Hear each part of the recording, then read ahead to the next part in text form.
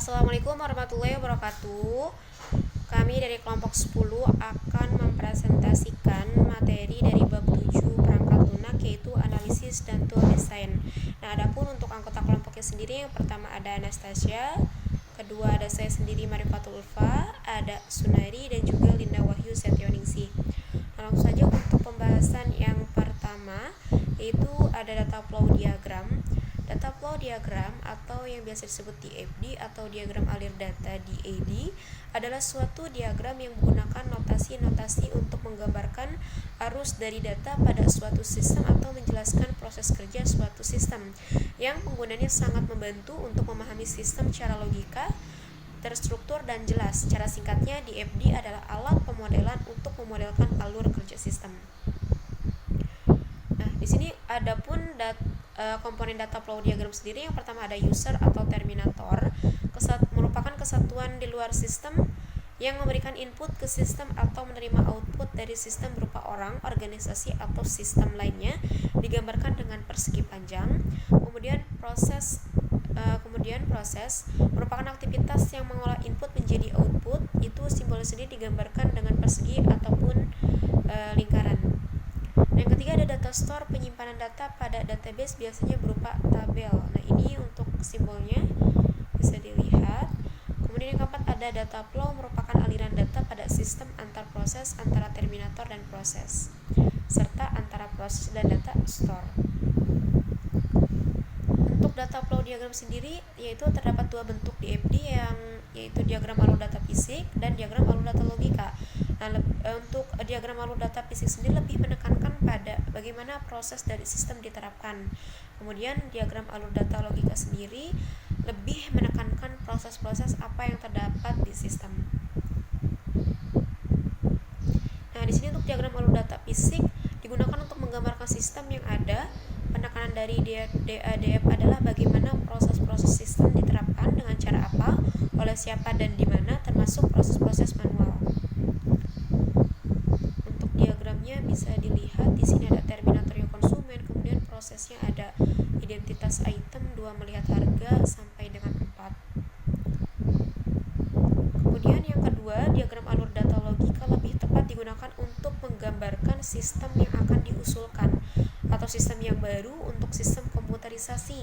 Penggambaran DADL hanya menunjukkan kebutuhan proses dari sistem yang diusulkan secara logika. Biasanya proses-proses yang digambarkan hanya merupakan proses-proses secara komputer saja.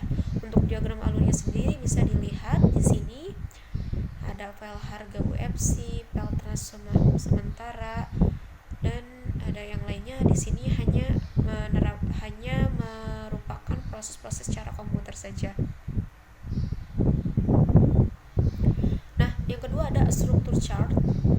Di sini simbol-simbol struktur chart sendiri ada beberapa simbol di dalam tabel ini, yaitu salah satunya ada modul, connection, loop, decision, dan couple.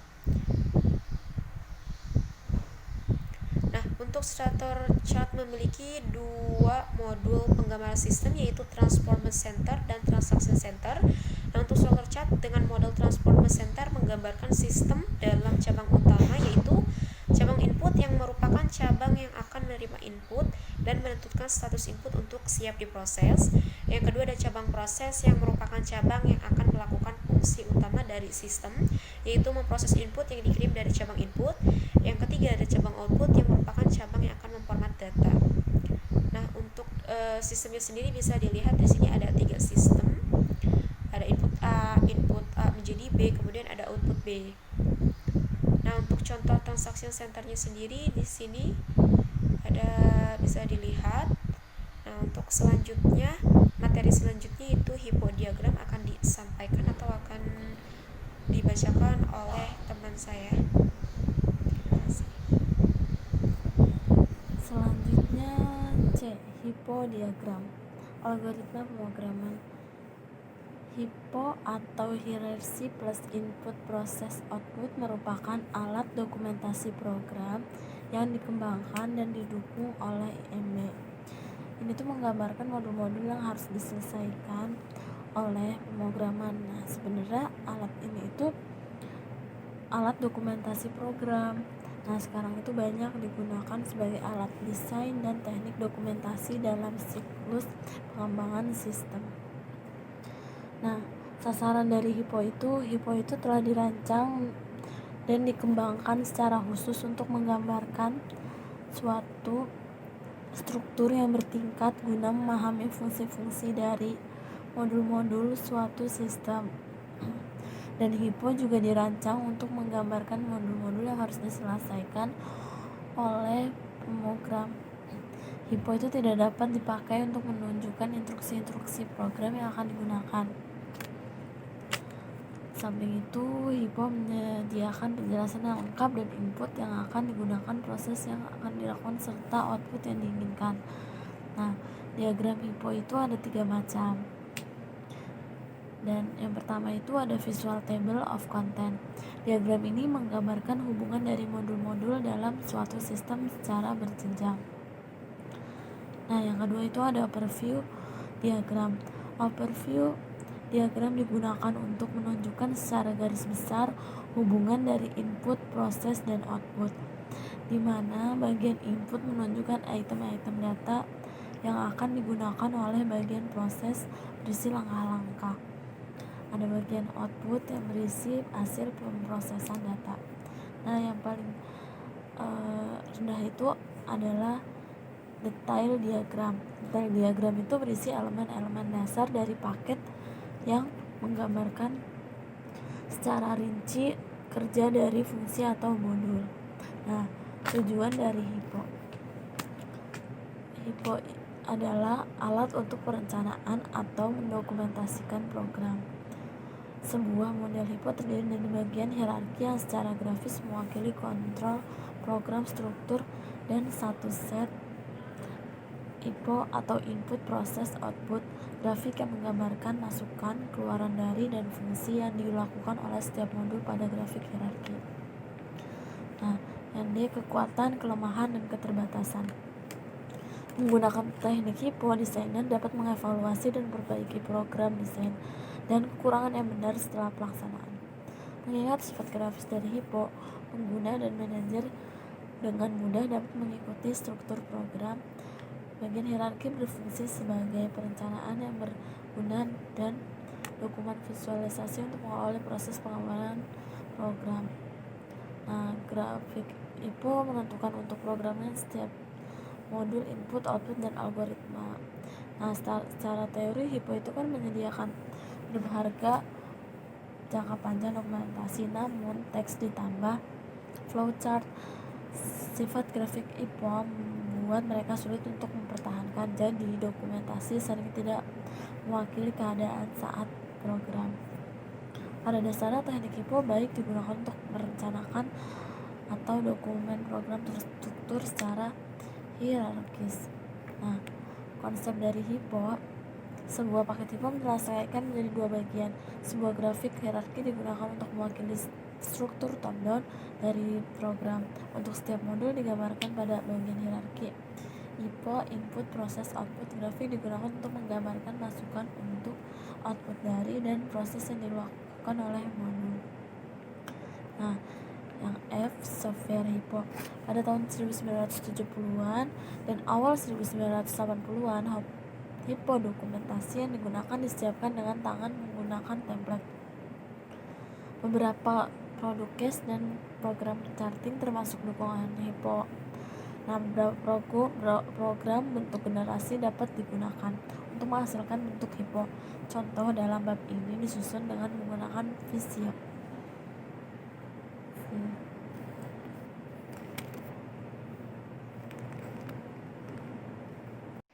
Nama saya Sunari, saya akan melanjutkan materi selanjutnya. Pseudocode. Pseudocode merupakan kode yang mirip dengan pemrograman sebenarnya, karena pseudocode merupakan gabungan dari kata pseudo yang artinya imitasi, menyerupai, atau mirip, dan kode berarti kode bahasa dari pemrograman. Dalam penulisan pseudocode, kalian tidak perlu bingung dan kesulitan, karena dalam penulisan pseudocode tidak ada aturan bakunya. Yang terpenting adalah algoritma langkah-langkahnya saja yang harus jelas, karena di sini kalian belum melakukan perkodingan, hanya melakukan perencanaan apa saja yang akan kalian buat. A. Fungsi dan tujuan pseudocode. Mempermudah penggunanya dalam memahami dan memperjelas cara menyelesaikan suatu masalah. Sebagai dokumentasi, membantu penggunanya dalam menuliskan suatu algoritma yang dibuatnya. Mudah karena tidak bergantung pada suatu sistem tertentu. Penulisannya pun termasuk ringkas karena itulah yang merupakan prinsip utama dari algoritma. B. Ciri-ciri pseudocode. 1. Pseudocode merupakan sebuah tanda notasi yang mirip dan juga merupakan penjelasan untuk cara penyelesaian suatu masalah. 2. Pseudocode juga sering digunakan para penggunanya untuk menuliskan suatu algoritma dari suatu permasalahan.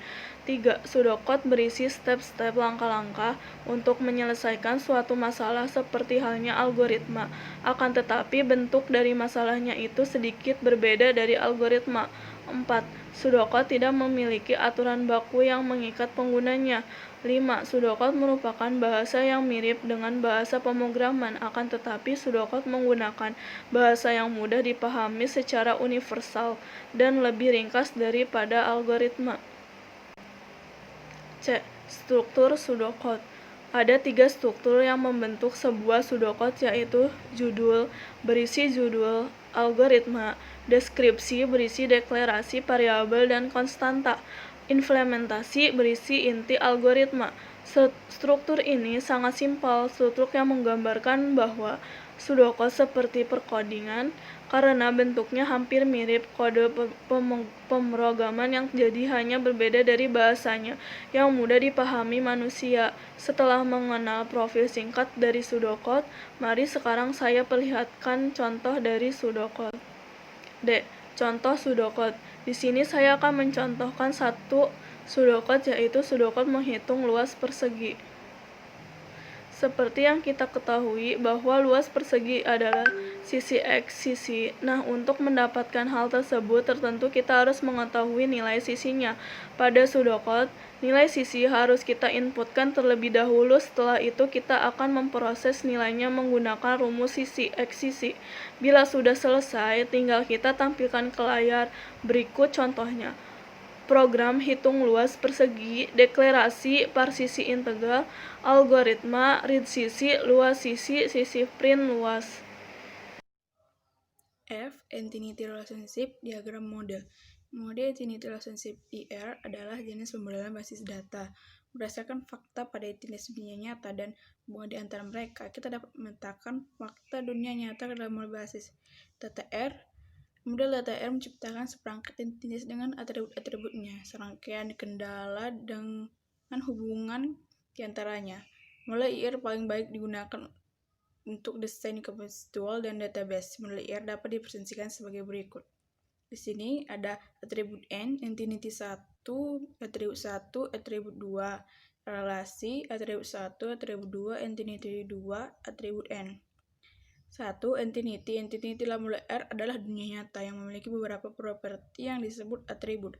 Setiap atribut ditentukan oleh setiap nilai yang sesuai yang disebut domain. Misalnya, terdapat sebuah database mahasiswa. Di sini, seorang mahasiswa adalah sebuah entity.